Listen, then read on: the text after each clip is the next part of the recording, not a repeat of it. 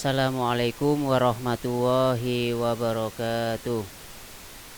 Bismillah, alhamdulillah. Untuk anak-anakku semuanya kelas 5B dimanapun kalian berada, semoga kita masih diberikan oleh Allah SWT berupa kesehatan, sehingga kita bisa menjalankan ibadah, terutama dalam rangka untuk menuntut ilmu, yaitu belajar. Untuk melanjutkan pembelajaran tematik, yaitu pada tema A subtema 3, untuk hari ini kita akan belajar tentang mata pelajaran IPA. Baik, untuk anak-anakku semuanya yang mempunyai buku paket, silakan dibuka untuk buku paketnya pada halaman 107. Apa saja yang akan kita bahas pada hari ini? Yang pertama adalah macam-macam persendian. Yang kedua, penyakit atau kelainan pada alat gerak. Yang ketiga, kelainan pada otot. Dan yang terakhir yaitu cara memelihara alat kesehatan manusia. Baik, kita akan mempelajari tentang persendian. Di poin pertama, kita akan belajar apa itu sendi. Sendi itu adalah hubungan antar tulang atau hubungan antara dua tulang. Jadi tulang satu dengan tulang yang lain terhubung, maka itu disebut dengan sendi atau namanya adalah persendian. Sendi sendiri dibagi menjadi dua. Yang pertama adalah sendi mati atau yang disebut dengan sendi yang tidak dapat digerakkan. Contohnya adalah pada tulang tengkorak atau sendi tengkorak, itu adalah sendi mati.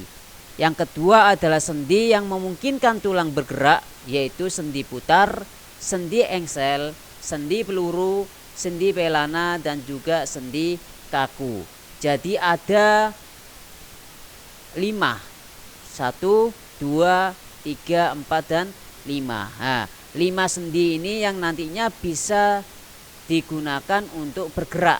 Kita akan bahas satu persatu tentang sendi yang dapat digerakkan. Yang pertama adalah sendi putar.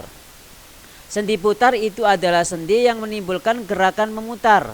Contoh adalah tulang atas dengan tulang tengkorak, yaitu leher pertama dengan tulang tengkorak. Gambarnya seperti ini.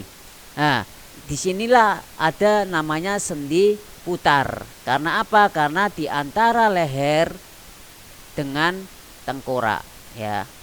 Yang kedua adalah sendi engsel, sendi yang menimbulkan gerakan ke satu arah. Contohnya adalah pada lutut, siku, ruas jari tangan, dan ruas jari kaki. Nah, pada gambar ini sampai lihat ya, sendi engselnya ada di antara tulang paha di sini dan juga tulang kering atau tulang betisnya. Ini nanti bisa menyebabkan apa? Itu berputar. Namanya adalah sendi engsel. Yang ketiga adalah sendi peluru.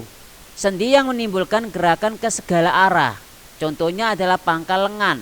Nah, sesuai dengan gambar yang ada di video ini adalah sendi dari sendi peluru yang menyebabkan bisa bergerak ke segala arah. Yang keempat adalah sendi pelana, yaitu sendi yang menimbulkan gerakan kedua arah dan berbentuk seperti pelana kuda.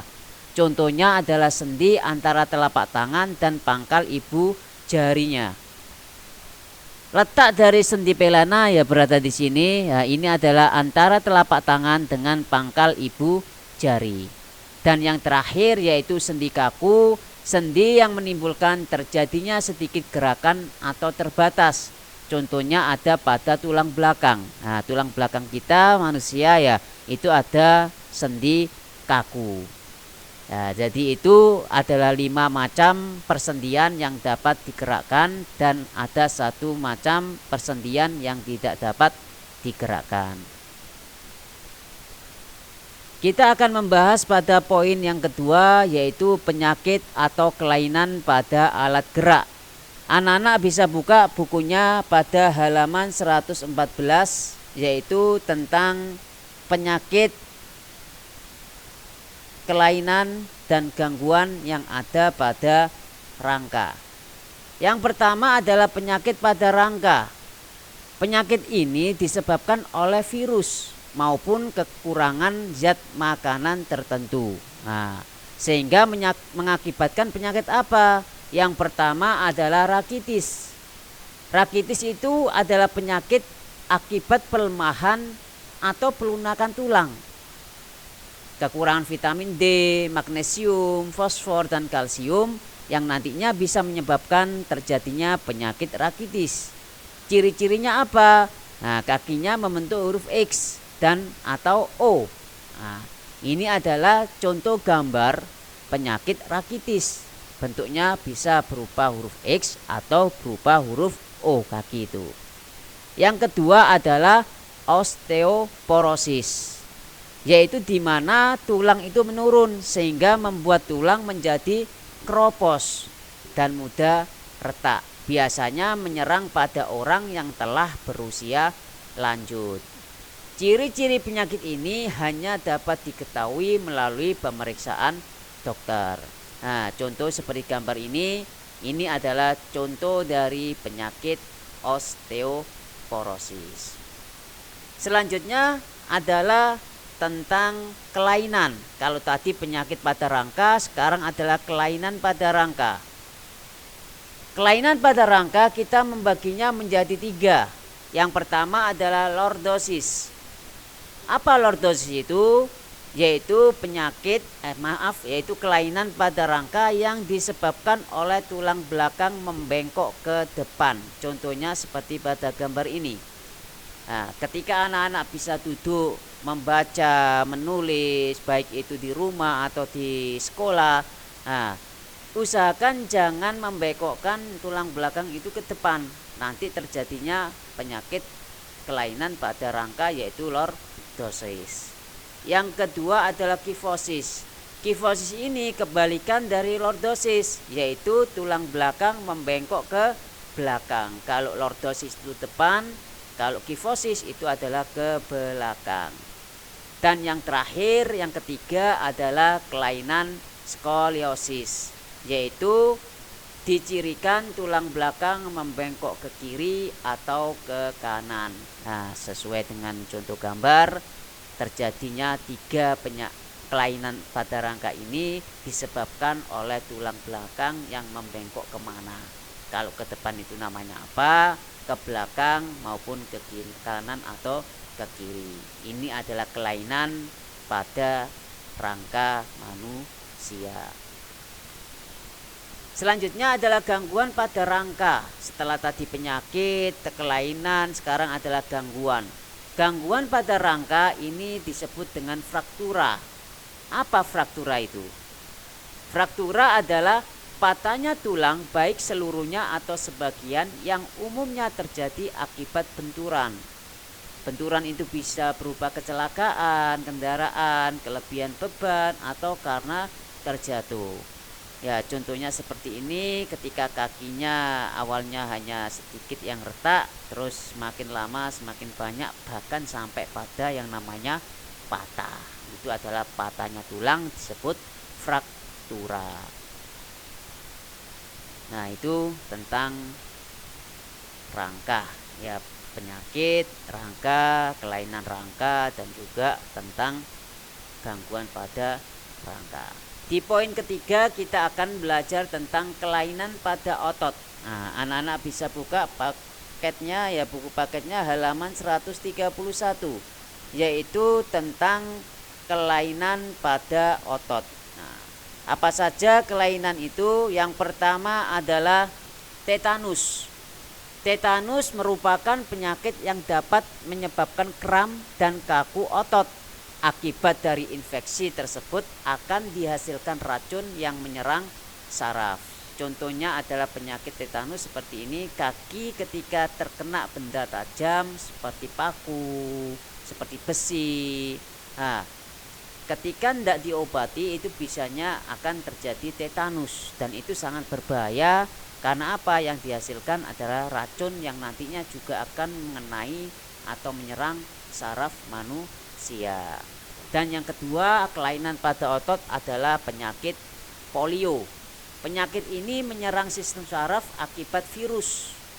Virus penyebab penyakit ini dinamakan apa? Yaitu poliovirus. Penyakitnya seperti ini, seperti pada gambar. Nah, ketika orang seperti ini terjadi yang namanya kena penyakit, yaitu polio. Yang ketiga adalah kaku leher. Ini terjadi ketika leher-leher atau otot-otot leher itu kram. Hal ini terjadi karena apa? Sikap tubuh yang salah atau gerak yang mengentak secara tiba-tiba. Nah, ini gambarnya seperti ini ya.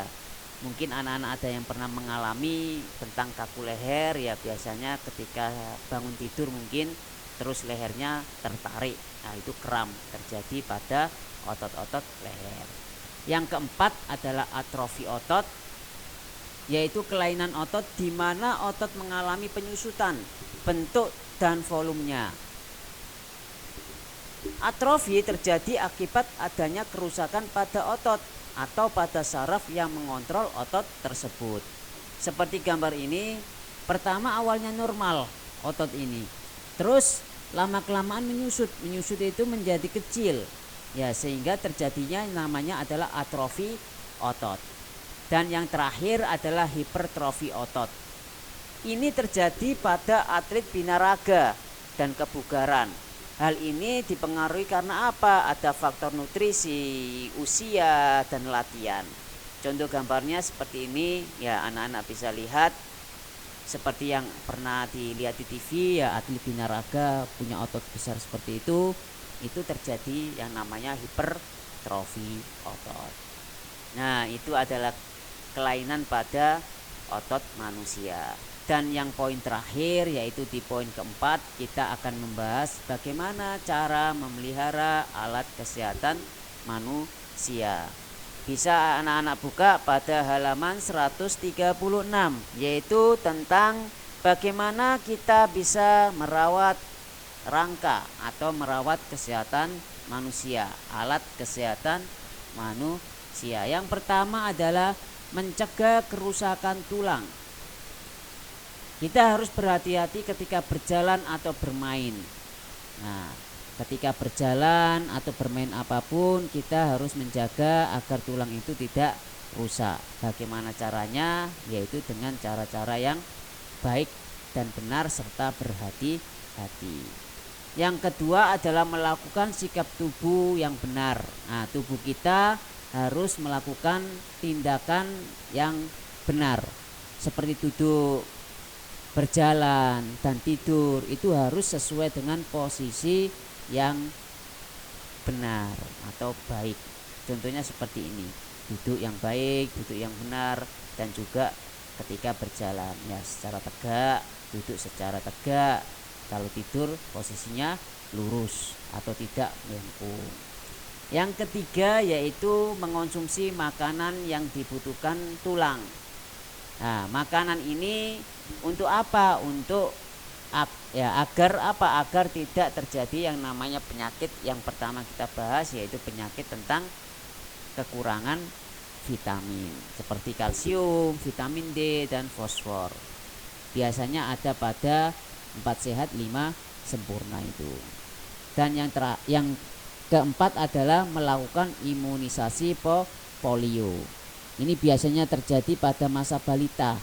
Agar apa? Agar tubuh kita terhindar dari penyakit yang namanya adalah penyakit polio. Nah, seperti ini ya, biasanya disuntik anak-anak kecil, balita, mulai dari bayi sampai kelas 1, kelas 2, kelas 3 itu masih yang namanya imunisasi. Dan yang terakhir adalah tidak membawa beban yang terlalu berat. Nah, ketika kita membawa beban terlalu berat, maka yang terjadi adalah kelainan dan gangguan pada tulang. Bisa saja tulang kita akan membengkok. Seperti gambar ini. Nah, ini merupakan anak yang terlalu bebannya berat ketika membawa tas, ya, itu tidak baik. Jadi ketika anak-anak ke sekolah, usahakan barang-barang yang ada di dalam tas tidak terlalu memberatkan anak, sehingga tidak mengalami yang namanya gangguan pada tulang.